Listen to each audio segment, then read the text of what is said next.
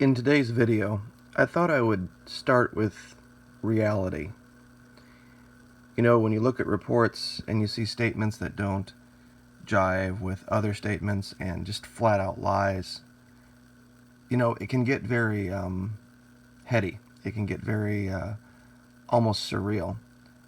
But in this clip here, I'm going to show you exactly what an Arleigh Burke class destroyer has the capability of doing and the time frame in which it has the ability to do it.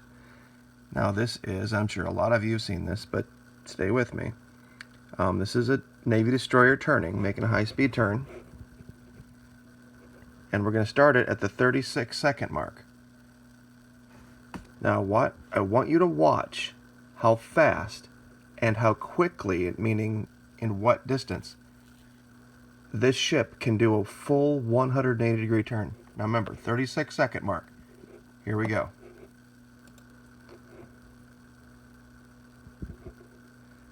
Yeah, that's the video itself. It's not me doing it, but...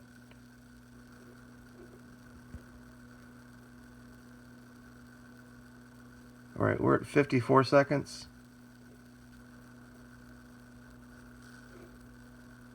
And you have to remember, the faster a ship is going, the more maneuverable it becomes because of more water over the rudders and the screws. Okay, we're going to stop it right there. That's, to my mind, full 180-degree turn. Looks to be about within its ship length, maybe 1.5, 2. I made a mistake. The ship's only 500 feet long, not 600 feet long. So we're talking at the most 1,000 feet and 40 seconds. In 40 seconds, this ship, within 2 ship lengths, being gratuitous, can do a full 180-degree turn. Now, I want to back up a little bit because I forgot to mention something. Back up a little farther. Okay, it's kind of hard to see here, but the amount of list that ship would have been in that turn would have taken that gun camera that the CIC spoke of, and it wouldn't have been aiming at the horizon. As you can see how much higher the horizon has risen, and of course it would. It's aiming downward.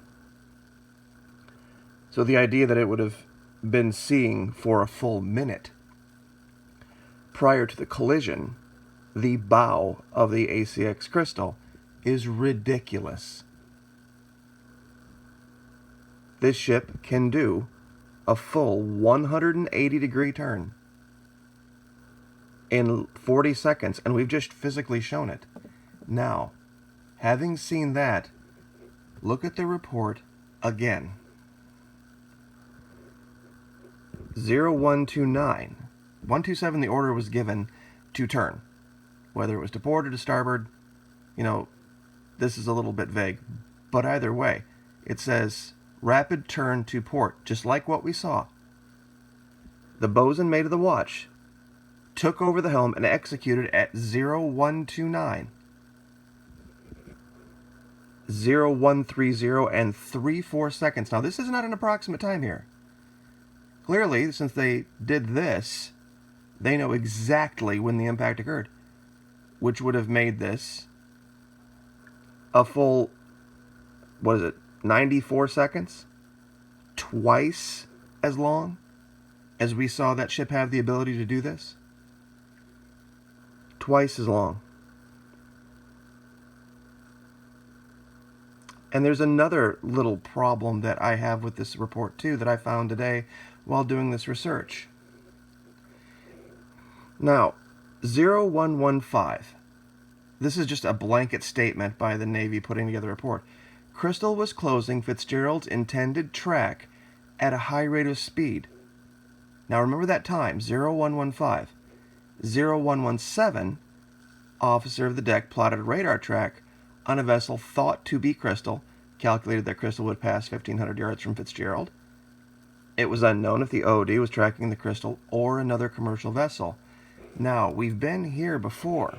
This is the track, the what we can now probably assume is the fake, fictitious, cooked up, probably sitting in someone's basement track of the ACX crystal.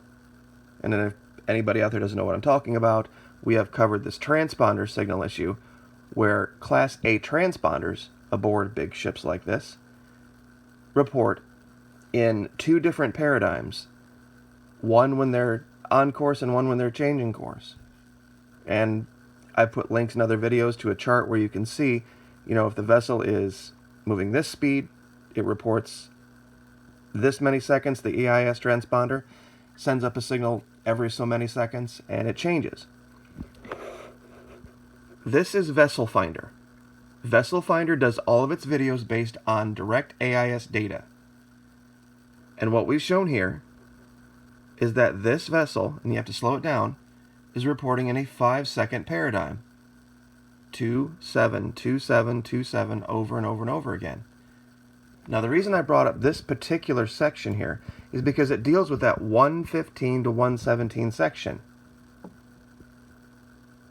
Here's why this is important. Let me back this up to 115. Okay, there's 114 in 12 seconds. Now, this ship is doing 18.3 knots reportedly on a course of 86 degrees. I do apologize for the blur. Now, if they're saying at 115, this ship was closing FITZGERALD's intended track at a high rate of speed, then there's a problem with the report or this track. Because watch what happens at 117.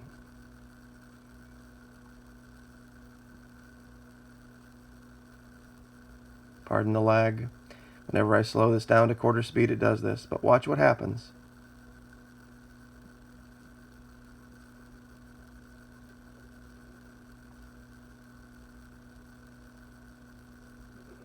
It turns. Now at this point, and I'll show you the time here, it's now 1:20. I know that says 16:20. Let me explain this again. It's a GMT, 16:20 hours GMT correlates to Japan time, 0120 hours in the morning local time. All right, now at this point, at 1:20, it is no longer closing FITZGERALD's intended track. Because if it was on a collision course here, and they were on a course that would have presented a risk of collision, this much of a turn by the ACX crystal would have fixed it. Absolutely. If they were really on a collision course here, this fixes the problem 10 minutes out. But we do know that there was a collision, and we're going to just assume, which we probably shouldn't, but we're going to assume that this track really was the ACX crystal. If that's the case, they went from a non-collision course to a collision course. This turn changed the dynamic of everything. And when we look back, we see at that time frame, that's when the confusion happens. They say 1:15, crystal was closing FITZGERALD's intended track at a high rate of speed. And then it says at 1:17, the officer of the deck plotted a radar track, using a radar that apparently wasn't working, according to another report, but who knows. And this would make sense, because if she was plotting it on the original course and then it changes, that would be a problem. And if the AIS was up and the AIS was working, they would have known this, which they also say.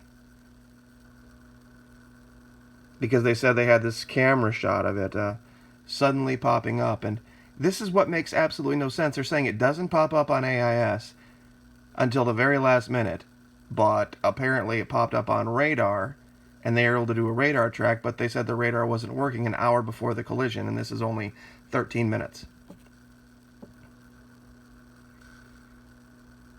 The Navy, along with all these other lies and inconsistencies that they've stated here, absolutely has no credibility. And in case anybody didn't see yesterday's video, we're talking about this report from the CIC, that they're saying the CIC officers didn't communicate with the bridge. It says basically, ACX crystal popped up on the AIS system close to FITZGERALD. Container ship was bearing down on the warship. Bow pointed toward the middle of the warship, which it would be horse shit completely, because if it was aiming toward the middle of the warship even a minute before the collision, it would have never hit it. Because one ship's moving at 14 knots and the other ship's moving at 20 knots. If it was aiming at the middle a minute before at those speeds, they would have never been anywhere near each other. And this is Woodley, the guy down in the CIC, ordered the camera used to spot targets for the ship's 5-inch gun toward the bearing of the crystal. Fire controlman, second class Ashikato, manned the camera, saw the flared bow of the ship fill up his monitor just seconds before the fatal crash. Baloney. You know why? Because the collision occurs back here, amidship. That camera, see if I can back up here. That camera's up here.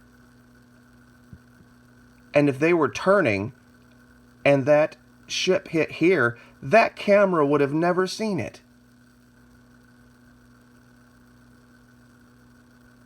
Would have never seen the collision. And at that distance, all it would have seen would have been the bow going by. It would have never... This story is horse shit. This is what happens when you have incredibly poor people trying to cook up a story, not realizing that other people have said other things at different times and hoping no one is paying attention. And here's another thing too, and I'm going to play this forward, and this will be the end of the video here. We've talked about this before, and as you can see here, it's still reporting in this Class B transponder paradigm, and we've shown this before. Only Class B transponders report every 5 seconds. There's no paradigm under which a Class A transponder would send up signal every 5 seconds.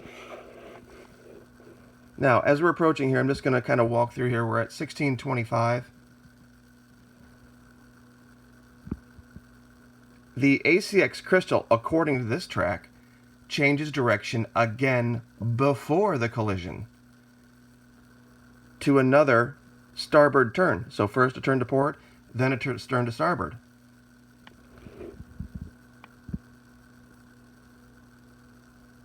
Now you got to remember something. If the AIS is showing the turn happened way before the AIS showed it, because they've got to be able to get the signal up for the new heading and the new speed, then to have it, be relayed back down to the map here.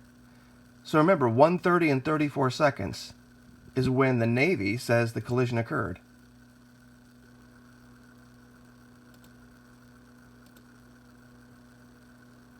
So there's the turn right here, and this is 16:30:37. So clearly what the Navy, so that turn happened way before that time, because this isn't real time. So what the Navy was doing is the Navy was cooking up the story about the collision of the FITZGERALD using this AIS track, which reinforces the belief that the channel has that that ship was rendered dead in the water and had no electronics data of its own. The idea that the AIS would show the exact same moment of collision as the Navy is ludicrous. If the Navy's saying that they have their own independent information, saying that the collision occurred at 1:30 and 34 seconds, and just ever so coincidentally, the exact moment of the turn on the AIS is that exact same moment, that would have never been the case. There's always a lag with AIS. Always. So this proves the story. Now there's other things I could get into that talk about the sailors, and I've refrained from doing this, but I've also made the allegation a long time ago that this ship could have been boarded, because there's evidence that the sailors that perished and the sailors that were injured had contusions, as if being beaten or tortured. And that's in the reports too, and you can find it if you look. So, but I'll leave it here. We'll save that for another video. Like, share, subscribe. Thank you so much for the support. Really appreciate it.